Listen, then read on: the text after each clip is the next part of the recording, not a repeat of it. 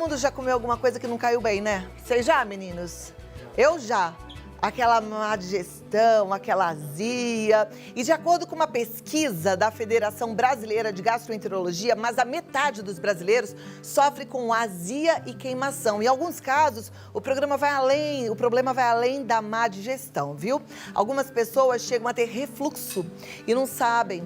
Então, vale a pena prestar atenção nesse assunto para a gente poder fazer tudo direitinho, cuidar do nosso corpo da melhor forma. E para isso, eu converso via Skype com o gastrocirurgião e endoscopista, Dr. Eduardo Greco. Doutor Eduardo, seja muito bem-vindo. Que honra poder começar o programa e aprender sobre nosso estômago, né? Azia, má digestão, refluxo. É muito mais comum do que a gente imagina, né? O prazer é meu, né, Cláudia? É sempre um prazer estar com você nesse seu programa maravilhoso que abre as portas para tanta informação. Eu sou um seu seguidor lá no Instagram e vejo que você se preocupa muito com a saúde, sempre passando essa mensagem para as pessoas. Hoje eu vou falar de um tema que é o refluxo, né, que muitas pessoas acham que é algo corriqueiro, estou com uma dorzinha de garganta, né, estou com edema, estou com pigarro, e a gente passa batido, às vezes, por um problema maior. Então, acho que é muito importante, eu estou aqui à sua disposição para esclarecer as dúvidas para as pessoas em relação ao refluxo. Olha, é interessante você falar já desse edema, desse pigarro, desse desconforto na garganta. Eu dei uma olhada no Google e é impressionante a quantidade de pessoas pedindo uma ajuda em relação a isso. Elas relatam que não conseguem engolir, que parece que tem alguma coisa presa, né? E que muitas vezes dá até uma sensação de falta de ar. Isso pode ser refluxo, doutor? Sim, exatamente, Cláudia. É importante a gente passar isso para as pessoas, né? O refluxo ele se manifesta classicamente, né, com aquela queimação. Você bem disse lá no começo do programa, uma certa indigestão, uma dorzinha de estômago, e aí a pessoa percebe que queima aqui no peito, né, que a pessoa volta, sente aquele refluxo voltando, que é o mais comum, né, o que a gente chama de azia. Porém, existem sintomas extragástricos, vamos dizer assim, né? São sintomas que confundem um pouco. Então, a pessoa pode ter pigarro, rouquidão, tem pessoas que têm sinusites, então não sabe o que está acontecendo porque o ácido está voltando até a garganta. E esse ácido volta e acaba levando a um processo inflamatório dessa região e a pessoa tem esse tipo de sintoma, dor de garganta, uma sensação de bolo na garganta. Então é importante fazer essa investigação. E além desses, né, Cláudia, tem aquele sintoma clássico também que as pessoas procuram o pronto-socorro numa urgência quando estão com dor no peito forte, que parece até que simula um infarto.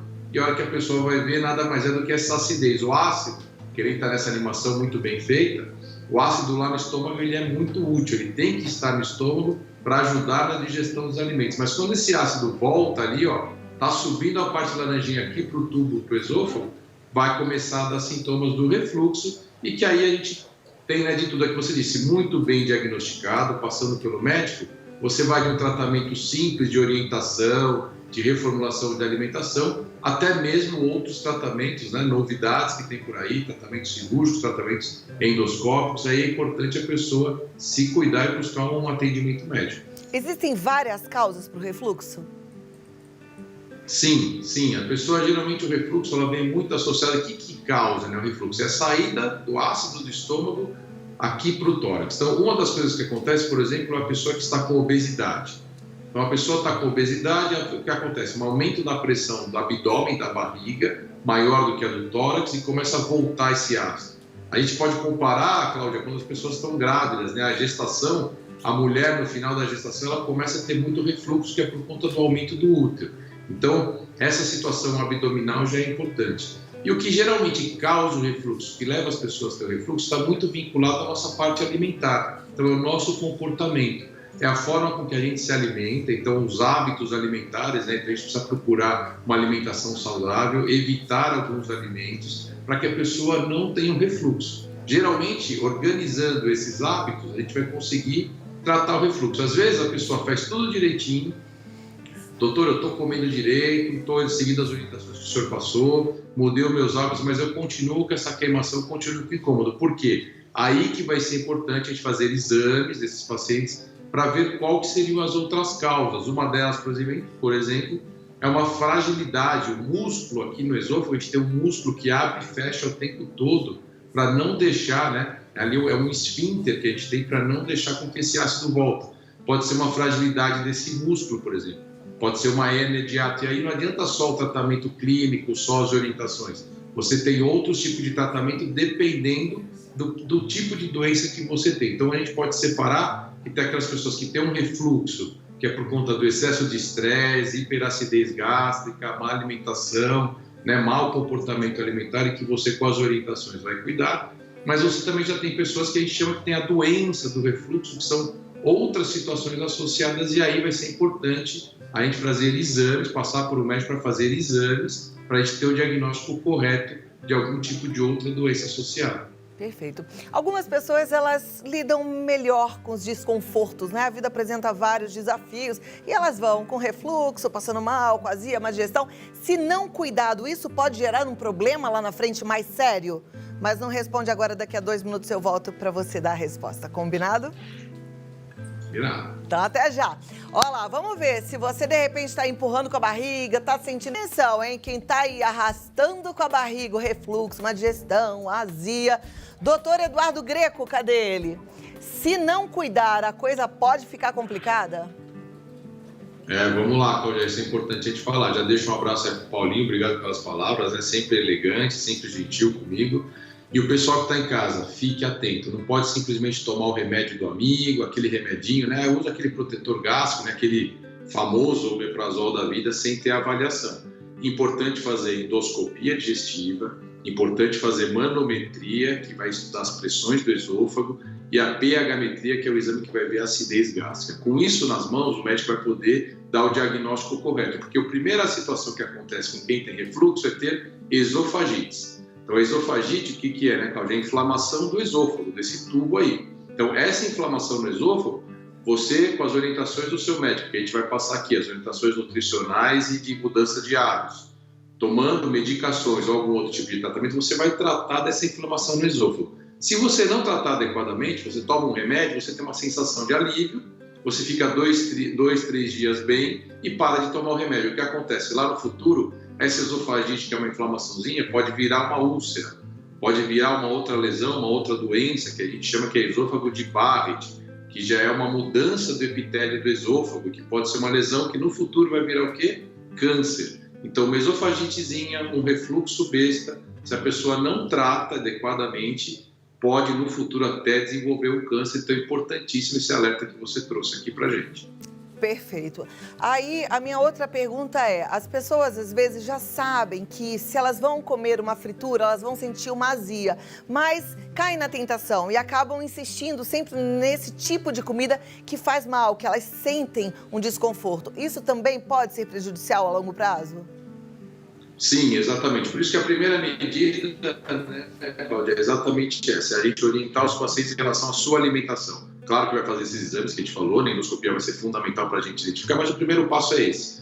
Uma alimentação onde a pessoa, para quem tem refluxo, a gente passa, as pessoas já sabem, mas é importante reforçar. Cuidado com as frituras, cuidado com o excesso de refrigerantes e os grandes vilões, né? A bebida alcoólica, o café, né? Então o café tem substâncias que vão fragilizar ali a região do tônus muscular, e o chocolate. Então não é que está proibido, não é que não vai poder comer nunca, mas para quem tem o refluxo, tem que evitar esses alimentos. E quando for exagerar, tem que ter tido a orientação do seu médico em como se cuidar. Que remédio eu posso tomar, se no dia seguinte eu estiver passando mal, o médico já fez uma endoscopia, já sabe que vai poder passar, pode te passar a medicação adequada. E além disso, a gente sempre pede para que a pessoa se alimente a cada 3 horas, né? Uma alimentação balanceada. E na hora de dormir, isso é fundamental. Se você vai dormir às 10 horas da noite, por exemplo, 7, 8 horas tem que ser a sua última refeição, porque senão você deita com o estômago cheio de comida, forma um monte de ácido, e aí é gravidade, né, Cláudia? A pessoa deita, é igual você pegar um copo e virar na mesa aí, vai esparramar tudo, vai vir ácido, vai ter essa sensação de acordar com dor de garganta, sufocamento, tosse, né? Tem alguns pacientes que têm uma tosse crônica, que na verdade é causa do refluxo. Levantar a cabeceira da cama adianta de verdade ou não? É um paliativo? Perfeito, bem lembrado. Isso é até uma medida até comprovada cientificamente, tá? Então, você elevar um pouco a cabeceira, cerca de 15 centímetros, você vai elevar, ou até usar aqueles travesseiros anti-refluxo. Não é encher de travesseiro lá na cama que vai acabar até tendo torcicolo. A gente orienta que o pessoal é levantar o tórax, né? essa parte do seu peito ficar um pouquinho erguida vai ajudar muito, bem lembrado. Tá, joia. Agora tem algumas perguntas, a turma já mandou, a gente vai colocar aqui na tela. Queremos ouvir as suas respostas, combinado, doutor? Claro, vamos lá. Então vamos lá, vamos colocar aqui na tela, você que está em casa já vai acompanhando. A primeira pergunta já vai aparecer aqui, se Deus quiser, que eu estou esperando, agora sim. Sei que muitos alimentos pioram a indigestão e o refluxo. Por outro lado, há alimentos que ajudam nesses casos? Sim, então a alimentação sempre uma alimentação saudável, né? Então, verduras, né? Legumes bem cozidos, você ter uma alimentação balanceada, evitando o excesso de sal, por exemplo, eliminando as frituras. Então, retirando essa parte, os alimentos que vão ajudar a sua digestão, né? Então, as verduras, couve faz muito bem, né? O pessoal gosta de comer couve, chás. Então, sempre uma alimentação balanceada, com alimentos naturais, né? Com alimentos frescos, o peixe, evitando frituras em excesso, vai fazer bem para quem tem refluxo. Tá, joia. A próxima pergunta já vai para a tela. Olha aí, gente, quem tem refluxo, má digestão, azia. As perguntas de um sempre ajudam, com certeza, os outros, porque somos bem parecidos, né? Cadê? Põe na tela aí. Eu vou falando só para enrolar, para não ficar com cara de boba procurando a tela, gente. Agora sim. Tenho uma tosse persistente e o clínico disse que provavelmente é refluxo, mas pediu apenas uma radiografia do tórax. Que exame é suficiente? Esse exame é suficiente? Não, então, aí para ele não só o tórax, a gente precisa fazer endoscopia, manometria, né, e a pH-metria. Porque, por exemplo, ele pode estar com esofagite, essa tosse pode ser à volta, e quando tem a tosse é porque o ácido está subindo muito. Então, provavelmente ele já tem uma flacidez, uma frouxidão, uma fragilidade lá do esfíncter, lá da válvula. E aí a gente tem que tratar de formas diferentes, né? Então, você tem tratamentos com radiofrequência, você tem hoje fundoplicatura que é feita por endoscopia e você tem também tratamento cirúrgico. Então, precisa fazer mais exames, endoscopia, manometria e pH-metria para dar o diagnóstico correto e tratar de forma adequada. Ok. Doutor Eduardo, tem mais alguma consideração, alguma coisa importante aqui para passar para a turma que está em casa? Queria te dar aí um tempinho para a gente concluir o assunto. Sim, acho importante que a gente pode passar, né, Cláudia, que assim, além desses tratamentos e orientações que a gente já passou, a gente tem o tratamento com medicações que o pessoal em casa deve tomar seguindo a orientação médica. E hoje a gente tem na endoscopia, eu sou endoscopista, você bem disse aí, eu já tive várias vezes aí no seu programa com novidades, nós temos uma grande novidade, que é uma fundoplicatura por endoscopia. Então existe o tratamento cirúrgico, que para pacientes selecionados deve ser considerado, e alguns pacientes precisam de cirurgia, hérnias volumosas, hérnias grandes, mas existe hoje para alguns outros pacientes onde o tratamento cirúrgico ainda não é a melhor opção e que estão com refluxo persistente, não tem melhora com o tratamento clínico. Então, para esses pacientes que estão com dificuldade do tratamento clínico, hoje já é no Brasil, já está aprovado um tratamento que a gente fazer uma fundoplicatura. O que seria isso, né? O pessoal que tem em casa é fazer uma válvula que vai apertar aquela região do esôfago popular por via endoscópica. Então, essa válvula por via endoscópica, a gente consegue sem furo, sem cirurgia, nada pela boca do paciente. Pacientes bem indicados, que foram lá, a gente fez a seleção, examinou, fez os exames devidos. Hoje já tem também essa alternativa para esses pacientes. Então, o que é importante? Quem tem refluxo em casa, procure um médico, busque o seu tratamento e busque, porque existe hoje já uma série de tratamentos novos, menos invasivos, para curar o refluxo e evitar no futuro esses problemas que a gente conversou aqui, Cláudia. Que ótimo, excelente notícia que o doutor Eduardo Greco trouxe para a gente. Obrigada, doutor, até a próxima. Vou passar os seus contatos aqui para nossa turma. Eu que agradeço, é sempre um prazer estar contigo e vou continuar te seguindo lá no Instagram. Parabéns pelo seu trabalho. Obrigada. Um grande abraço. Tamo juntos. Olha aqui, deixa eu passar para você o site, é o www.institutoendovita, com 2 T's, tá? endovita.com.br ou no Instagram, Eduardo_Greco, com 2 C's. Eduardo_Greco. Esperando por você. Agora aqui, gente, às vezes você já tratou tudo que tá te incomodando mesmo, é a sua autoestima, é você se olhando no espelho e não se gostando, é uma barriga que chega antes de você. Você quer mandá-la embora? Vem cá que a gente